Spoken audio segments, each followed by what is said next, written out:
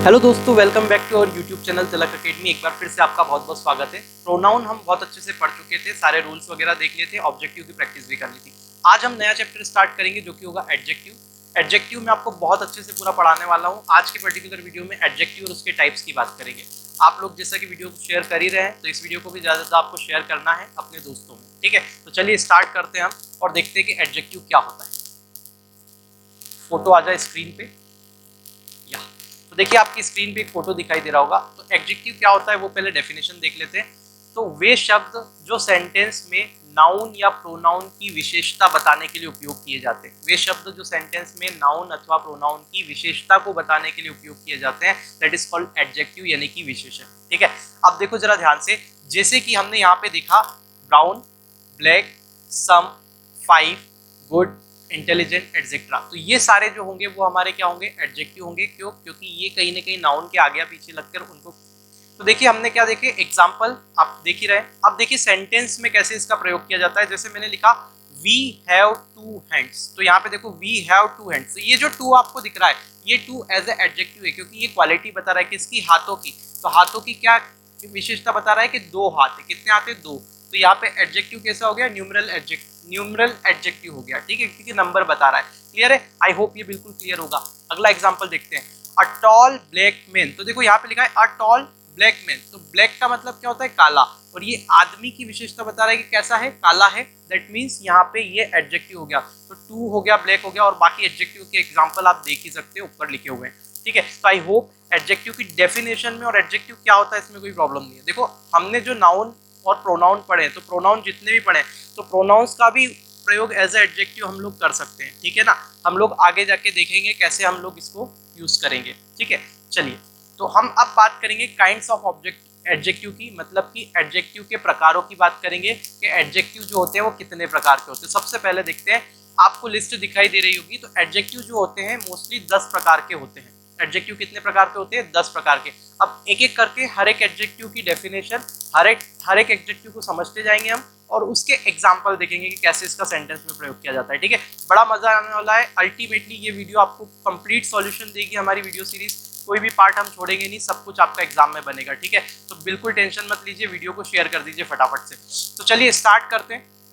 पहला देखते हैं एडजेक्टिव का पहला प्रकार क्या होता है। तो पहला होता है प्रॉपर एडजेक्टिव। प्रॉपर एडजेक्टिव को हम लोग बोलते हैं व्यक्तिवाचक विशेषण। मतलब कि ये प्रॉपर एडजेक्टिव होते हैं, मतलब कि ये क्या कर रहे हैं, विशेषता बता रहे हैं। अभी आगे देखेंगे हम एग्जांपल वगैरह सब, सिर्फ नाम देख लो अभी।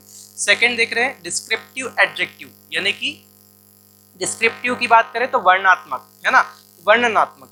वर्णन, जब भी किसी चीज में, सेंटेंस में किसी चीज का वर्णन करना होता है, तब हम क्या करते हैं, डिस्क्रिप्टिव एडजेक्टिव का प्रयोग करते हैं।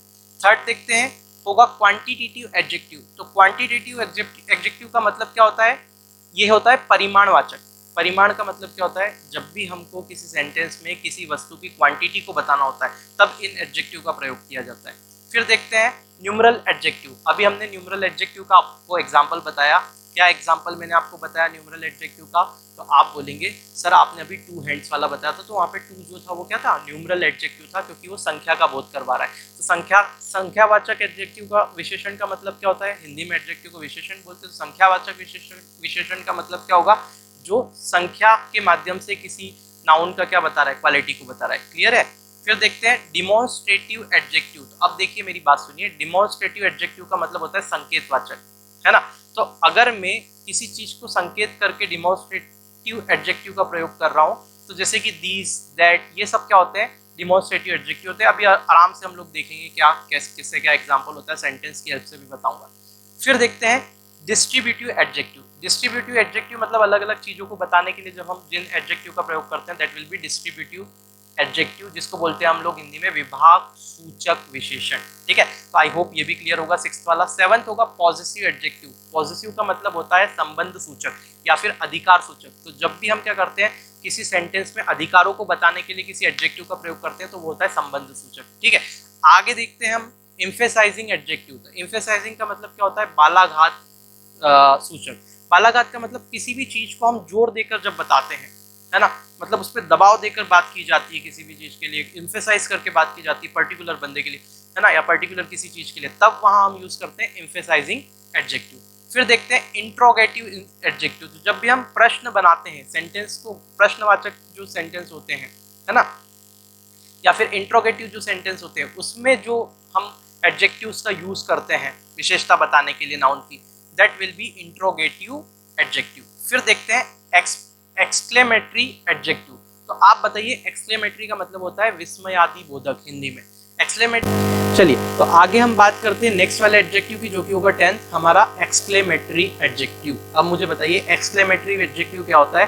तो एक्सक्लेमेटरी एडजेक्टिव का मतलब होता है हिंदी में विस्मयादि बोधक एडजेक्टिव, यानी कि विशेषण। अब विस्मयादि बोधक मतलब किसी चीज को आप जब पढ़ते हैं या सुनते हैं या सेंटेंस को पढ़ते हैं तो एकदम आश्चर्य का भाव होता है। जब किसी चीज को बोलते हैं तो जब भी आश्चर्य का भाव होता है, तो इस प्रकार के भाव को व्यक्त करने के लिए जो विशेषण का प्रयोग किया जाता है, जो एडजेक्टिव का प्रयोग किया जाता है, that will be exclamatory adjective. I hope ये पूरी पिक्चर आपको क्लियर होगी कि 10 टाइप के एडजेक्टिव होते हैं, तो क्या क्या होते हैं 10 एडजेक्टिव। आई होप ये बिल्कुल मामला आपको क्लियर होगा, ठीक है। तो आप स्क्रीनशॉट भी इसका ले सकते हैं।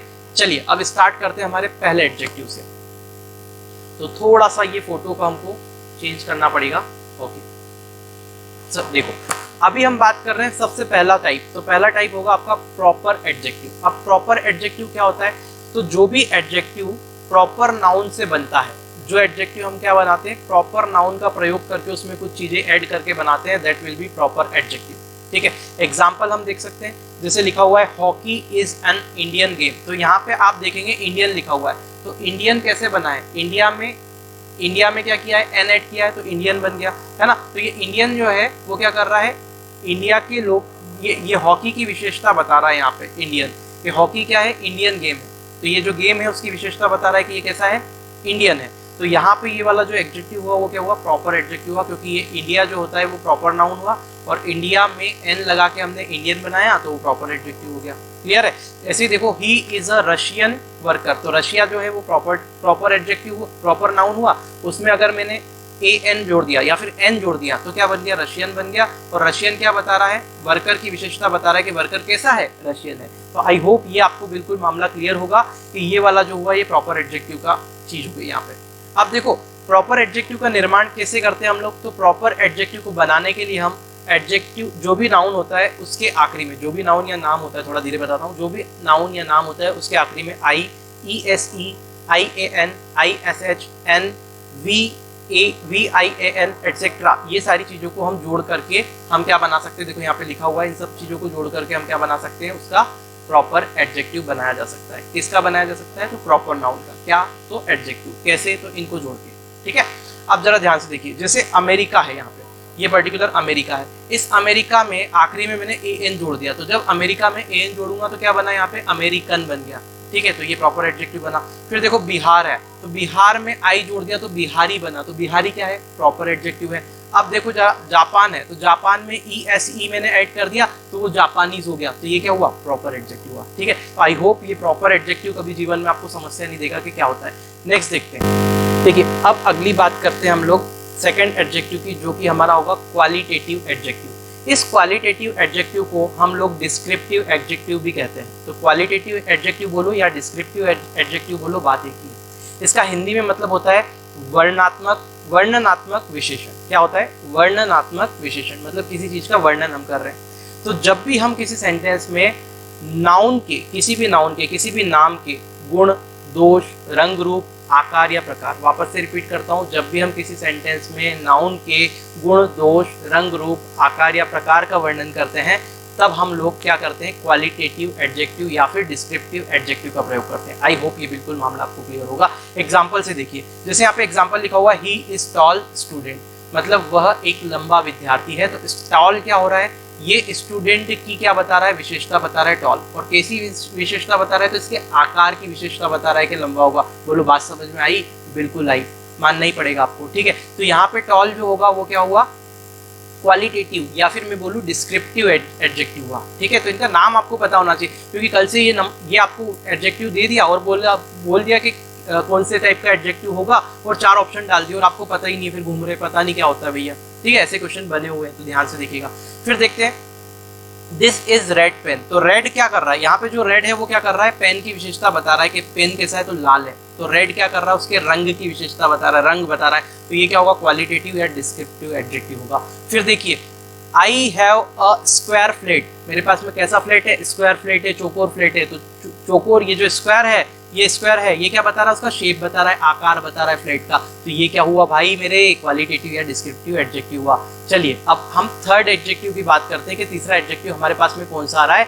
तो थर्ड जो एडजेक्टिव है वो क्वांटिटेटिव है। देखो क्वालिटेटिव मतलब उसकी क्वालिटी बताना, विशेषता बता रहा है ना, एक तरह से गुण बता रहा है। और क्वांटिटेटिव का मतलब होता है क्वांटिटी बताना। क्वांटिटी को हिंदी में बोलते हैं, फिजिकल लैंग्वेज में क्या बोलते हैं, परिमाण बोलते हैं। तो इसको हिंदी में इसलिए बोलते हैं परिमाणवाचक विशेषण। ठीक है, तो क्वांटिटेटिव एडजेक्टिव की बात करते हैं, परिमाणवाचक विशेषण की बात करते हैं। तो जब भी सेंटेंस में किसी नाउन की मात्रा को बताने के लिए, जब भी सेंटेंस में किसी नाउन की मात्रा को यानी कि क्वांटिटी को बताने के लिए, उसके परिमाण को बताने के लिए किन्हीं वर्ड्स का यूज किया जाता है, तो उन वर्ड्स को हम क्या बोलते हैं, क्वांटिटेटिव एडजेक्टिव, दैट मीन्स परिमाणवाचक विशेषण। आई होप ये मामला बिल्कुल क्लियर होगा डेफिनेशन का। ठीक है, अब देखो ये जो क्वांटिटेटिव एडजेक्टिव होते हैं इनका प्रयोग क्या करते हैं, ये देखिए यहाँ पे इंपॉर्टेंट, मात्रा को बताने के लिए करते हैं इनका प्रयोग। मात्रा यानी क्वांटिटी को। ठीक है, इसके लिए हमेशा ये मटेरियल नाउन के साथ उपयोग होते हैं। मटेरियल नाउन का मतलब क्या होता है, जो नाउन मटेरियल को बताते हैं, जैसे गोल्ड हो गया, प्लेटिनम हो गया, सिल्वर हो गया, कोई भी मटेरियल को बता रहा है, मिल्क हो गया। ठीक है, तो ये सब क्या हो रहा है, मटेरियल नाउन है। तो इन मटेरियल नाउन के साथ ही हम क्या करते हैं, क्वांटिटेटिव एडजेक्टिव का प्रयोग करते हैं। ठीक है, अब देखिए जरा ध्यान से एग्जाम्पल से समझते हैं कि क्या क्या क्वांटिटेटिव एडजेक्टिव होते हैं, तो दिखते कैसे, क्या क्या होते हैं। तो देखो मच हमने पढ़ा था, देखो इन सबको हमने क्या पढ़ा था, पहले जब हमने नाउन पढ़े हैं, प्रोनाउन पढ़े, तो उसमें ये सारी चीजें हम पढ़ चुके हैं कि ये क्या होता है, कहाँ यूज करते हैं। ठीक है, क्वांटिटी वगैरह सब कुछ।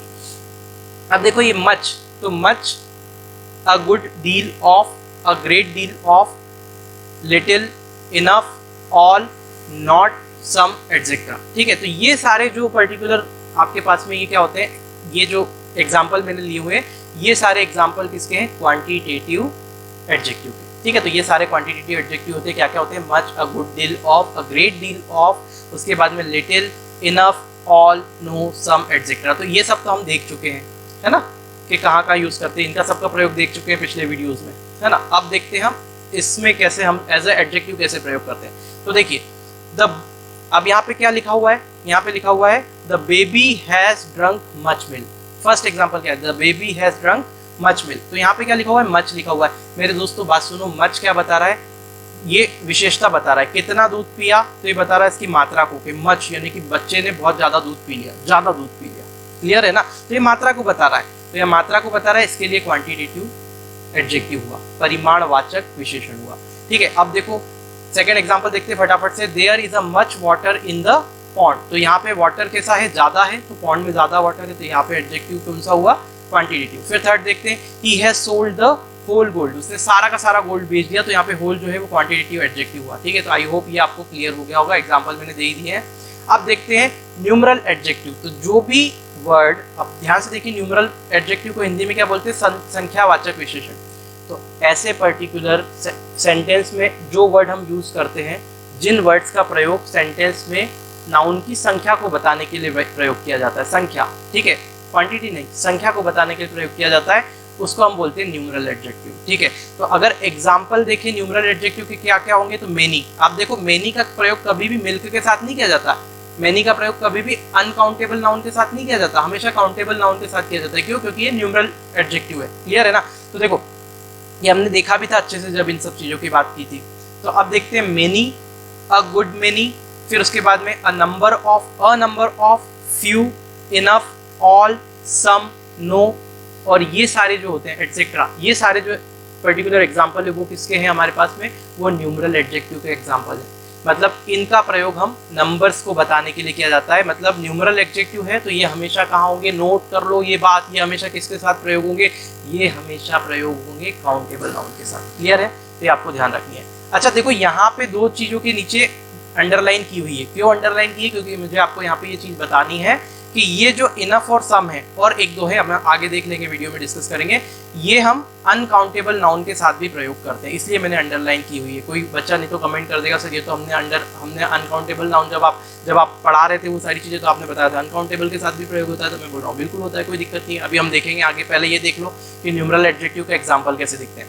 तो there are many boys in the class, मतलब यहाँ पे ये मेनी क्या बता रहा है, ये लड़कों की संख्या को बता रहा है, तो ये न्यूमरल एडजेक्टिव हो गया, क्योंकि ये विशेषता बता रहा है लड़कों की कितने हैं, ज्यादा है। ठीक है, फिर देखते हैं सम बॉयज आर रीडिंग। तो सम बॉयज आर रीडिंग मतलब कुछ बच्चे पढ़ रहे हैं। तो कितने बच्चे पढ़ रहे हैं? तो कुछ बच्चे पढ़ रहे हैं। तो यहाँ पे भी एक सम क्या कर रहा है, विशेषता को बता रहा है। तो ये मामला आपका क्लियर हो गया कि ये वाला जो पार्ट होगा, सॉरी, ये हमारा न्यूमरल एडजेक्टिव का होगा। अब देखिए मैंने आपको अभी थोड़ी देर पहले बताया कि इनफ की बात करें, ऑल की बात करें, नो। देखो इनफ हो गया, ऑल हो गया, नो हो गया, अ लॉट ऑफ हो गया तथा सम हो गया। ये जो एडजेक्टिव होते हैं, ये पर्टिकुलर एडजेक्टिव को हम क्या करते हैं, अनकाउंटेबल के साथ भी प्रयोग करते हैं और काउंटेबल नाउन के साथ भी प्रयोग किया जाता है। क्लियर है? तो अगर मैं इसको क्वांटिटी को बताने के लिए प्रयोग कर रहा हूँ, जरा ध्यान से देखिए, इन एडजेक्टिव का प्रयोग यदि मैं सेंटेंस में क्वांटिटी को बताने के लिए कर रहा हूँ तो ये क्या हो जाएंगे, क्वांटिटेटिव एडजेक्टिव हो जाएंगे। क्योंकि क्वांटिटी बताना है तो मैं फिर अनकाउंटेबल के लिए करूँगा। लेकिन इन्हीं सेंटेंस का प्रयोग अगर मैं सेंटेंस में, इन्हीं वर्ड्स का प्रयोग अगर मैं सेंटेंस में नंबर को बताने के लिए कर रहा हूँ तो ये क्या हो जाएंगे, न्यूमरल एडजेक्टिव हो जाएंगे। जरा एग्जांपल देखिए दोनों के लिए। जब क्वांटिटी बताते हैं तो एग्जांपल देखिए, there is enough water in the pot. तो यहाँ पे इनफ आया, ये इनफ मेरे दोस्त क्या है, तो ये जो इनफ है ये क्वांटिटेटिव एडजेक्टिव हुआ यहाँ पे, क्योंकि ये वाटर को बता रहा है कि वाटर कितना है, इनफ है। इनफ मतलब पर्याप्त है। क्लियर है? तो यहाँ पे वाटर की क्वालिटी बता रहा है ये, तो वाटर क्या है, अनकाउंटेबल नाउन है, उसकी क्वालिटी बता रहा है तो क्वांटिटेटिव हो गया।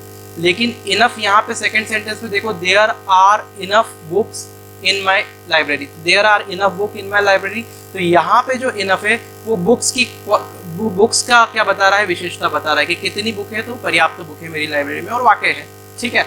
तो ये जो हो रहा है इनफ, ये क्या कर रहा है, बुक्स का क्या बता रहा है, एज ए एडजेक्टिव बुक्स के लिए यूज हो रहा है, मतलब बुक की विशेषता बता रहा है कि इनफ है, पर्याप्त है। तो यहाँ पे ये क्या हो गया, न्यूमरल एडजेक्टिव हो गया। तो इसको देखो, एक एग्जांपल मैंने इनफ का लेके बताया, ऐसे सबके लिए भी हो सकता है। ठीक है? तो इनको हम दोनों के लिए प्रयोग करते हैं, ये आपको ध्यान रखना है।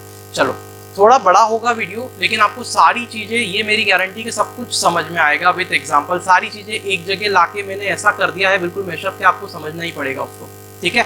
तो अल्टीमेटली आपको वीडियो को शेयर करना है बस। अगर आपको मेरी मेहनत अच्छी लग रही है, हमारी मेहनत अच्छी लग रही है हमारे ग्रुप की, हम आपके लिए और मेहनत करके और अच्छे वीडियो बनाने की पूरी कोशिश करेंगे, और ज़्यादा एनर्जी के साथ करेंगे। लेकिन आपको सिर्फ हमको, हमारा मोटिवेशन को इंक्रीज करते रहना है, बार बार वीडियो को शेयर करके, कमेंट करके, लाइक करके। इससे हमें बहुत ज़्यादा मोटिवेशन मिलता है और हमको लगता है अंदर से कि हम आपके लिए कुछ करें। चलिए ठीक है, ये डिमॉन्स्ट्रेटिव एडजेक्टिव की बात कर लेते हैं अब हम। डिमॉन्स्ट्रेटिव एडजेक्टिव का मतलब क्या होता है, जब हम किसी सेंटेंस में पास या दूर की वस्तु को, ध्यान से सुनिएगा, जब हम किसी सेंटेंस में पास या दूर की वस्तुओं की विशेषता बताने के लिए जो वर्ड यूज करते हैं, that is called demonstrative adjective. Demonstrative का मतलब होता है संकेतवाचक विशेषण। देखो, डिमॉन्स्ट्रेटिव प्रोनाउन भी मैंने पढ़ाया था, तब मैंने आपको बताया था दीज, दैट, दोज, ये डिमॉन्स्ट्रेटिव होते हैं। तो देखो यहाँ पे देखो, डिमॉन्स्ट्रेटिव एडजेक्टिव क्या होंगे, दीज, THESE, दीज, फिर दोज, THOSE, फिर सर्टन, अदर, सच, एनी, एटसेट्रा। ठीक है? अब जरा ध्यान से देखिएगा, ये जो दिस होता है इसका प्लूरल होता है दैट, इस दिस का प्लूरल होता है दोस, THOSE। ठीक है? तो ये THESE, दीस जो है वो प्लूरल के लिए प्रयोग किया जाता है। और इसका अगर देखें प्लूरल के लिए, पास में अगर कोई चीज़ है, जैसे कि मान लो, अभी सबका एक एक करके एग्जाम्पल बताऊंगा, पहले देख लो। तो यहाँ लिख के बता देता हूँ। देखो, 4 चीजें होती है, दिस, दैट, ये सिंगुलर है, और प्लूरल इधर लिखता हूँ। ठीक है? ज्यादा अच्छे से समझ में आएगा। इस दिस का प्लूरल होता है THESE, दिस। इस दैट का प्लूरल होता है THOSE, दोस। ठीक है? आई होप ये मामला आपको क्लियर होगा। अब देखो, इनको जरा ध्यान से समझ लो, फिर आगे बढ़ते हैं उधर। ये दिस का मतलब होता है यह, इस दिस का मतलब होता है वह, इस दैट का मतलब होता है यह, और इस दोस्त का मतलब होता है वह। अब ध्यान से देखो, दोनों का मतलब यह वो होता है, तो प्रयोग कैसे करेंगे? तो अंग्रेजी में प्रयोग बड़ा मस्त है, जरा ध्यान से देखिएगा। सपोज करो, मैं समझाने की पूरी कोशिश करता हूँ आपको। सपोज करो ये एक कॉइन है। ठीक है?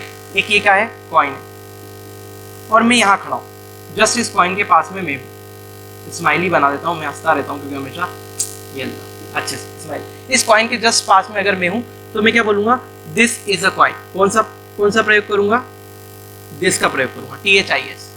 अच्छा, दिस का प्रयोग किसके लिए होता है, तो पहले देख लेते थोड़ा सा। दिस का प्रयोग मैंने बता दिया सिंगुलर के लिए, एक अकेला कॉइन है तो मैं बोलूंगा this is a coin. Clear है? कोई प्रॉब्लम तो नहीं? ठीक है। लेकिन मैं यहीं खड़ा हूँ और एक की जगह 2 कॉइन है। एक की जगह क्या है, 2 कॉइन है। एक कॉइन ये हो गया, दूसरा कॉइन ये हो गया।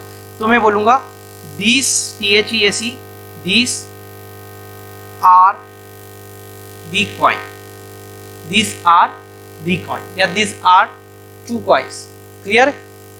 these are two coins लिख देता हूँ, कॉइन्स कर दिया मैंने क्योंकि दो सिक्के, तो यहाँ पे लिख दिया मैंने these are two coins. तो देखो जब भी प्लूरल होगा तो ये THESE का प्रयोग करेंगे, तो दो कॉइन हो गए, प्लूरल हो गए, तो मैंने THESE का प्रयोग किया. लेकिन एक सिंगुलर कॉइन को जब मैं बताना था पास में एक सिंगुलर कॉइन पढ़ा था तो THIS का प्रयोग किया था. आई होप ये बिल्कुल क्लियर होगा. और पास में जब दो कॉइन पड़े हुए थे, प्लूरल थे, तब हमने THESE का प्रयोग किया. Clear?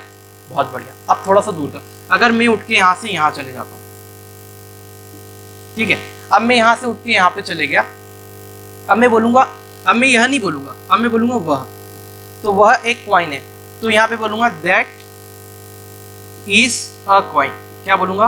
That is a coin. तो वह एक कॉइन है. अगर एक ही कॉइन होगा तो दैट इज अ कॉइन, वह एक कॉइन है. ठीक है, सिंगुलर के लिए दैट. और अगर यहाँ पे तीन कॉइन है तो यहाँ पे क्या लिखूंगा? Those are three coins. क्या बोला मैंने? Those are three coins. इसका मतलब क्या हो गया कि वह तीन कॉइन्स है. क्लियर है? कोई प्रॉब्लम तो नहीं है. तो अगर दूर की वस्तु के लिए बताना हो, ये दूर की वस्तुओं को बताने के लिए प्रयोग किए जाते हैं, सिंगुलर और प्लूरल के लिए दूर की वस्तुओं को. और ये जो है ये पास में वस्तुओं को बताने के लिए किए जाते हैं. दोनों के बहुत अच्छे से मैंने समझा दिया है, अब छोड़ देना इसको. ठीक है, आई होप ये क्लियर होगा. थोड़ा सा पीछे करके देख लेना अगर नहीं समझ में आया तो. देखिए जरा एग्जाम्पल देखते हैं. This pen is red. तो यहाँ पे देखो दिस पेन इज रेड, मतलब यह पेन रेड है. तो ये जो यह है, यहाँ जो दिस है वो क्या कर रहा है? पेन की विशेषता बता रहा है. यहाँ पे कैसे पेन की विशेषता बता रहा है? तो डिमोन्स्ट्रेटिव विशेषता बता रहा है. डिमोन्स्ट्रेटिव एडजेक्टिव जैसे कर रहा है कि ये वाला पेन रेड है, ये वाला. ठीक है, क्लियर है? तो यहाँ पे ये एडजेक्टिव जैसे प्रयोग हुआ. फिर लिखा है दीज बॉयज आर गुड. देखो ये बॉयज आया, प्लूरल आया, और दीज आया, मतलब ये जो लड़के हैं, ये जो लड़के हैं वो क्या है? अच्छे हैं. क्लियर है? तो ये लड़कों की विशेषता बताई उनने कि ये वाले लड़के. क्लियर है? तो यहाँ पे क्या हुआ? डिमोन्स्ट्रेटिव एडजेक्टिव हुआ. थोड़ा सा आपको लगेगा कि वीडियो की लेंथ ज़्यादा है, लेकिन समझ में सब आने की गारंटी मेरी है, समझ में सब कुछ आएगा.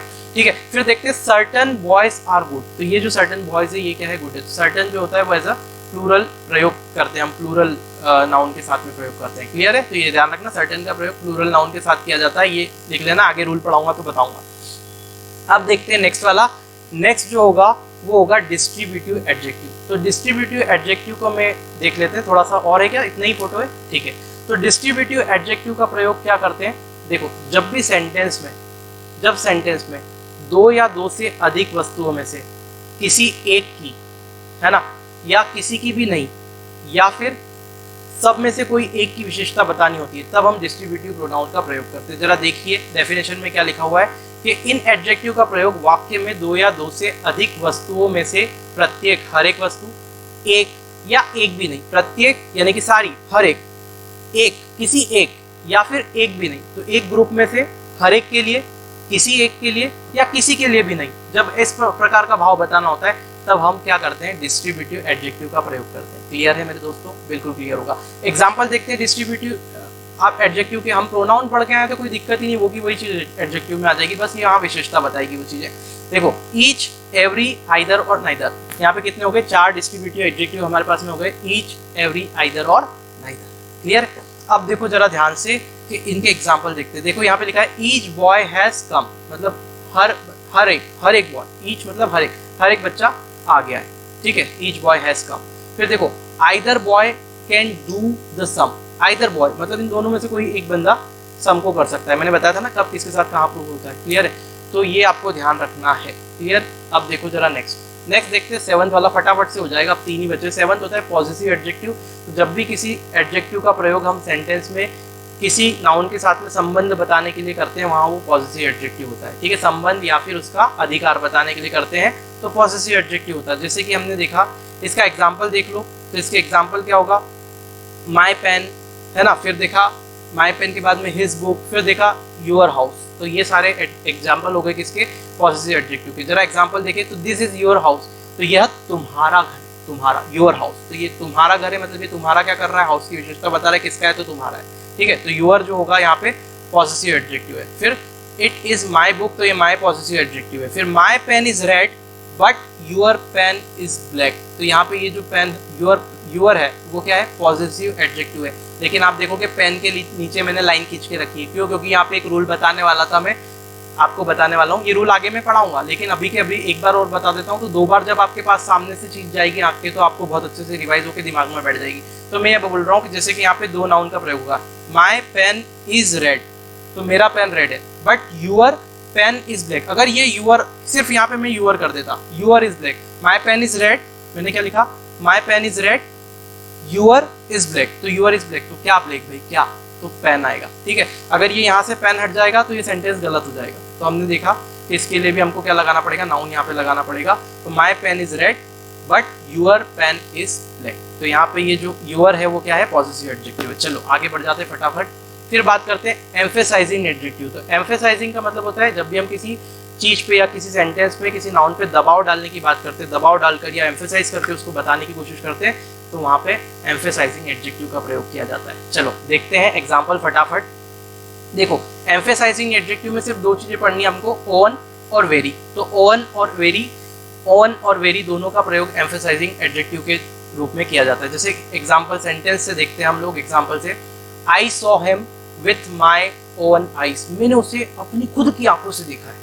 तो किसकी आंखों से, अपनी खुद की आंखों से देखा है। तो यहाँ पे कैसे देखा है, तो ऑन आइज, ठीक है, मेरी आंखों से। तो ये विशेषता बता रहा है किसकी, तो मेरी, है ना, खुद की आंखों से, ठीक है। तो ये ऑन यहाँ पे क्या होगा, एम्फेसाइजिंग एडजेक्टिव, क्योंकि जब प्रेशर डाल के भी हम बात कर रहे हैं, मैंने अपनी खुद की आंखों से उसको देखा है, ठीक है, ऑन आइज। फिर देखो he comes here this very day, तो ये जो हुआ है इस पर्टिकुलर डे पे ये बंदा आया था, ठीक है, क्लियर है, आता है, सॉरी, है ना। तो वेरी यहाँ पे क्या करेंगे, एज ए एडजेक्टिव प्रयोग किया गया। वेरी एज ए एडजेक्टिव प्रयोग होता है, यहाँ एवरी मत लगा देना, ठीक है, क्लियर है। वेरी आएगा अगर एडजेक्टिव वाला है, तो वेरी अगर होगा ऑप्शन में तो वो लगाना है। फिर देखते हैं, यहाँ पे देखते हैं लास्ट वाला, सॉरी सेकंड लास्ट है हमारा इंट्रोगेटिव एडजेक्टिव। इंट्रोगेटिव मतलब आपको सिंपल सी पता है, प्रश्नवाचक। तो अगर कोई भी जो प्रश्नवाचक वर्ड रहते हैं जो कि किसी सेंटेंस में विशेषता बताते हैं नाउन की, दैट इज कॉल्ड, या फिर प्रश्न बनाते हैं नाउन के साथ में मिलके, नाउन के लिए विशेषता बताते हुए, तो वो होते हैं क्या, इंट्रोगेटिव एडजेक्टिव, ठीक है। डेफिनेशन में देख सकते हैं कि ये एडजेक्टिव का प्रयोग प्रश्न का बोध कराने के लिए किया जाता है ना, प्रश्न का बोध कराने के लिए। विच, तो देखो विच ही आ गया, तो हुज, व्हाट और विच, ये 3 क्या होते हैं, इंट्रोगेटिव एडजेक्टिव होते हैं। और भी होते हैं, तो मेन एग्जांपल क्या है, हुज, व्हाट और विच, ये हमारे इंट्रोगेटिव एडजेक्टिव हो गए। देखो जरा ध्यान से, विच पेन इज द बेस्ट, तो यहाँ पे बोला कौन सा पेन बेस्ट है, तो कौन सा बेस्ट है, तो ये क्या बता रहा है, एक तरह से विशेषता बता रहा है कि कौन सा, प्रश्नवाचक, देखे ना, कौन सा स्पेसिफाइड कर रहा है ना वो चीजों को, नाउन को क्वालिफाई कर गया है कि कौन सा पेन भाई बेस्ट है, कौन सा, तो नाउन को क्वालिफाई जैसे ही करा इसने, तो ये क्या हो गया, एडजेक्टिव हो गया। तो विच पेन इज बेस्ट। फिर हुज पेन इज दिस, ये किसका पेन है भाई, किसका पेन, किसका पेन, तो पेन को बता दिया किसका, तो नाउन को क्वालिफाई कर गया, तो ये हुज भी यहाँ पे क्या हो गया, एडजेक्टिव हो गया, कौन सा, इंट्रोगेटिव। आई होप ये मामला तो आपको बिल्कुल क्लियर होगा। अब देखते हैं एक्सक्लेमेटरी एडजेक्टिव की। वीडियो को दोस्तों बहुत मेहनत लगी बनाने में, आप लोगों को पूरा देखना है, लास्ट पे आके बता रहा हूँ खैर में, पर हाँ जिन्होंने देखा है उसको बिल्कुल फायदा मिलेगा इससे, 100% आपको बिल्कुल कंटेंट एक जगह मिल रहा है। एक्सक्लेमेटरी एडजेक्टिव मतलब विस्मयादि बोधक, यानी कि जब कोई चीज़ हम आश्चर्य से बताते हैं, जब भी किसी सेंटेंस में जो वर्ड का प्रयोग हम आश्चर्य से बताने के लिए किया जाता है ना, तो वो एक्सक्लेमेटरी एडजेक्टिव होता है। तो देखिए इसमें मेनली क्या आता है, व्हाट आता है ना, व्हाट से ही बनाते हैं हम इसके सेंटेंस। तो what a beautiful flower it is, अरे क्या मजेदार, क्या खूबसूरत फूल है ये, है ना, तो क्या खूबसूरत फूल है, तो क्या क्या हो गया, एक्सक्लेमेटरी एडजेक्टिव हो गया यहाँ पे। व्हाट अ फाइन डे, क्या अच्छा दिन है, ठीक है, तो ये व्हाट जो है एक्सक्लेमेटरी एडजेक्टिव हो गया। फिर देखेंगे व्हाट एन आइडिया, क्या जबरदस्त आइडिया है, ठीक है, तो ये हो गया क्या, एक्सक्लेमेटरी एडजेक्टिव। यहाँ पे इसकी पूरी कथा हमारी समाप्त होती है, ठीक है।